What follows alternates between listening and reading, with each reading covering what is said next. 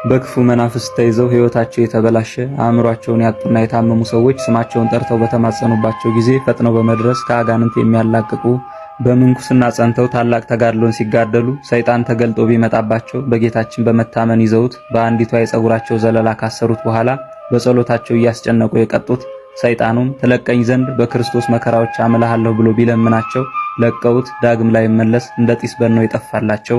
በክርስቲያኖች ላይ ዘመነ ስደት በሆነ ጊዜ በድፍረት ወደ ከሃዲያን አደባባይ ሄደው ስለ ጌታችን አምላክነት በመመስከር በአረማውያን ተይዘው ብዙ አይነት ጸዋትወ መከራን የተቀበሉና 800 ከሚሆኑ ቅዱሳን ማህበርተኞቻቸው ጋር አንገታቸውን በሰይፍ ተቆርጠው በሰማዕትነት ያረፉ ታላቁ ጻድቁ ሰማዕት አባ አካውህ ዛሬ ጥር 28 ቀን በሰማዕትነት ያረፉበት ዓመታዊ የመታሰቢያ በዓላቸው ነው። በኢትዮጵያ ብቸኛው ገዳማቸው በምስራቅ ጎጃም ዞን ማቻክል ወረዳ ውስጥ ይገኛል።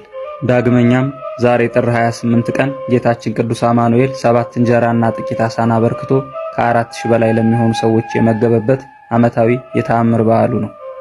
ለእግዚአብሔር ምስጋና ይሁን። እኛንም በአባ አካውህ ጸሎት ይማረን፣ ይቆየን።